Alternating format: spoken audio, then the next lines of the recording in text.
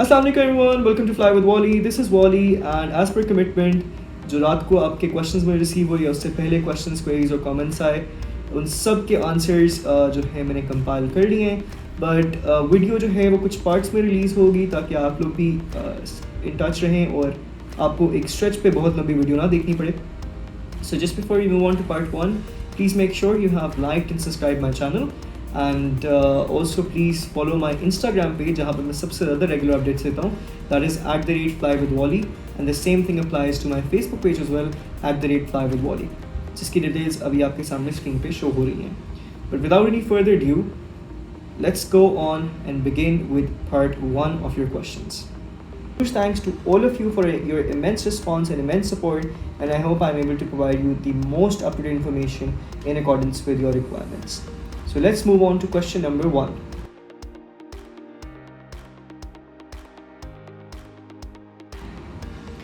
सबसे पहला क्वेश्चन जो मुझे रिसीव हुआ है that is it safe to travel on the repatriation flights to Pakistan?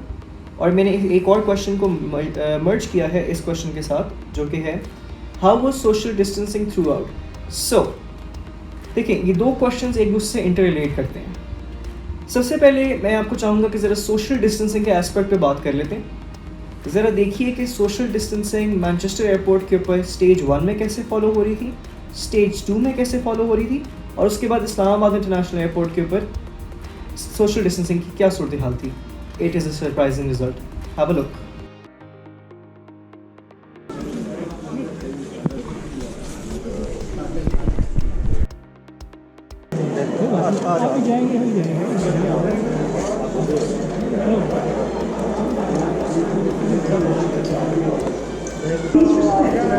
Social distancing measures wherever possible and stay 2 meters.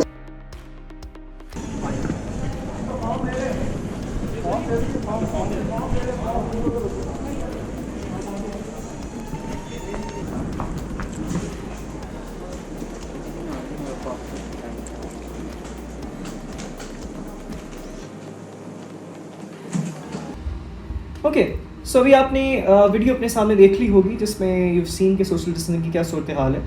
Manchester international airport के ऊपर stage 1 जो है यानी कि जब हम लोग अराइव हुए तो उस वक्त सोशल डिस्टेंसिंग नाम की कोई चीज़ नहीं थी. And I mean as a passenger I was even feeling uncomfortable because 2 metres का डिस्टेंस मेंटेन करना was as good as impossible.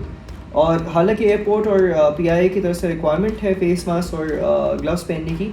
कुछ लोग इस चीज़ को भी माइनॉरिटी थी जो फॉलो नहीं करी थी बट मेजॉरिटी थी जो फॉलो करी थी. और कुछ लोगों ने उससे भी ज़्यादा स्टेप्स लिए थे जैसे हैजमार्ट सूट्स या शील्ड्स तक पहनी हुई थी which was great. But question आ जाता है कि सोशल डिस्टेंसिंग कैसी थी. देखें social distancing Islamabad international airport के ऊपर तो नो डाउट एक्सेप्शनल थी जैसे कि आपने वीडियो में देख लिया. Immigration counters, health check counters और डिसएम्बार्केशन प्रोसेस, इन 3 प्रोसेस में social distancing was great. Manchester airport के ऊपर फर्स्ट स्टेज के अंदर social distancing was not good at all. The point is कि PIA ने ऑन इट्स ओन इंश्योर नहीं किया कि सोशल डिस्टेंसिंग हो रही है. और इस चीज़ को फर्दर अनसेफ करने के लिए PIA का जो चेक इन प्रोसेस था that was way too slow. I would also like to add एक सेफ्टी एस्पेक्ट है कि आपके जो थर्मल टेम्परेचर्स दिए जाते हैं before you get in the check in queue, उस पर थर्मल टेम्परेचर्स का पर्पज़ ये होता है कि आपका बॉडी के साथ कोई कांटेक्ट ना हो. बट PIA के केस में जो टेम्परेचर रीडिंग मैनचेस्टर एयरपोर्ट पर ली जा रही थी उसमें जो थर्मल टेम्परेचर रीडर था आई एम नॉट श्योर ये किस टाइप का रीडर है जिसमें वो फोरहेड को बाकायदा टच कर रहा है for good 5 to 6 seconds which is more than enough for transformation of the virus. I don't understand कि किस टाइप की रिडक्शन ऑफ कॉन्टैक्ट था. That was a bit questionable. और कहीं भी जहाँ भी मेरे टेम्परेचर चेक्स को 3-4 दफ़ा और हुए हैं कहीं पे ये इशू नहीं था. But let's move on back to your question कि is it safe to travel or not. देखें सेफ्टी ऑफ ट्रैवल जो है पहला आपको फैक्टर ये डिसाइड करना है कि आपके ट्रैवल करने का रीज़न क्या है. Is it something that you can avoid or is it something that you must do. I mean if you can चाहे बेयर मिनिमम के ऊपर भी हो please stay where you are at the moment and try not to go on any of the flights that are being offered. चाहे वो repatriation flight है या अगर कमर्शियल फ्लाइट ऑप्शन कहीं किसी और कंट्री की हो, पाकिस्तान में तो फिलहाल नहीं है बट अगर कहीं हो तो please please please just stay where you are, just don't travel. This is my conclusion. I was with a slightly different perspective before traveling, लेकिन after traveling and knowing the experience of my own family members, please just don't travel. Just stay where you are. Unless or until it's very very important कि आपको जाना हो।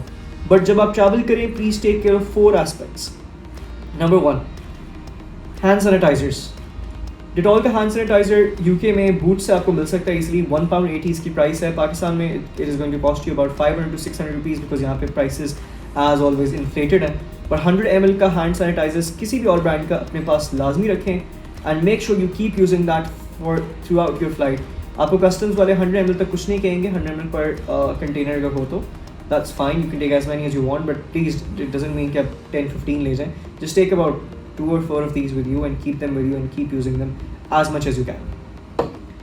Second चीज़ most important, Dettol के antibacterial wipes या किसी और के antibacterial wipes अगर आपको मिल जाएं वो यूज़ करें। इनको सरफेस वाइप्स भी कहा जाता है।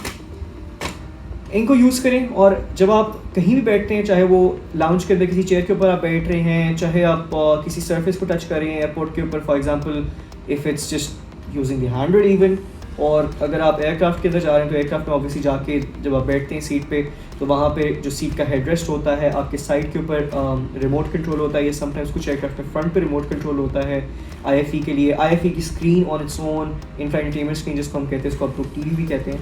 इसके साथ साथ जो आपकी टेबल ट्रे होती है वो, इसके साथ साथ आपकी विंडो, आपकी पूरी साइड्स एयरक्राफ्ट की जहाँ पे भी आपका हाथ इंटेंशनली या अनइंटेंशनली टच हो सकता है, प्लीज़ मेक श्योर आप इन सब एरियाज़ को प्रॉपरली वाइप करें।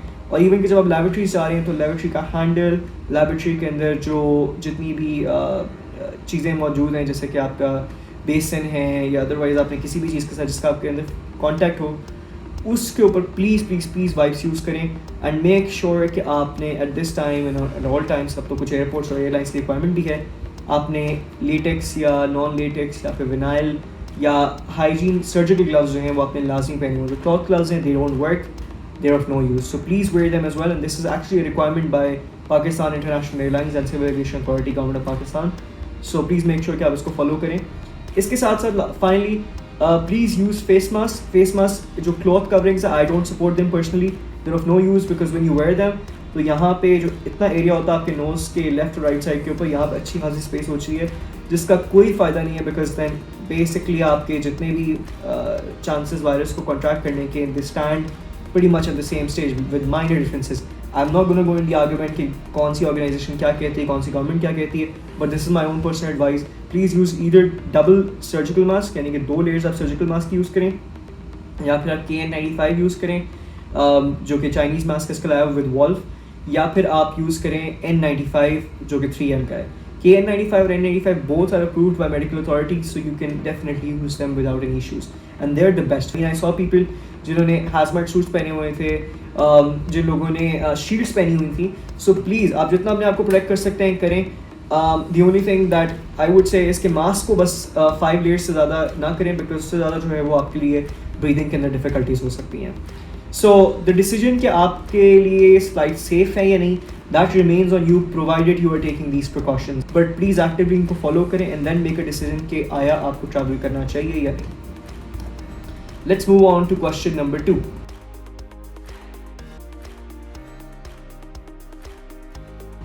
How long does it take to check in? देखिए, जो चेक इन प्रोसेस है इन फ्लाइट्स के ऊपर एक्सेप्शनली ज़्यादा होगा, so you must be mentally prepared to stand for like 2 or 3 hours just in the check in queue. This is absolutely normal, आप चाहे जिस मर्जी एयरपोर्ट से ट्रैवल करें, बिकॉज इसमें हेल्थ स्क्रीनिंग प्रोसेस है, अप्रूवल प्रोसेस और डॉक्यूमेंट चेकिंग प्रोसेस बहुत ज़्यादा है as compared to regular days. So obviously social distancing भी मेंटेन करवाने की कोशिश की जा रही होती है, एक्सेप्ट अ फ्यू सर्कमस्टांसेस जो मैंने आपको ऊपर दिखाए हैं। लेकिन प्लीज़ आप कोशिश करें कि अपने आप को मेंटली प्रिपेयर रखें कि आपको 2 आवर्स जो है वो चेक इन के अंदर लग सकते हैं। Next question,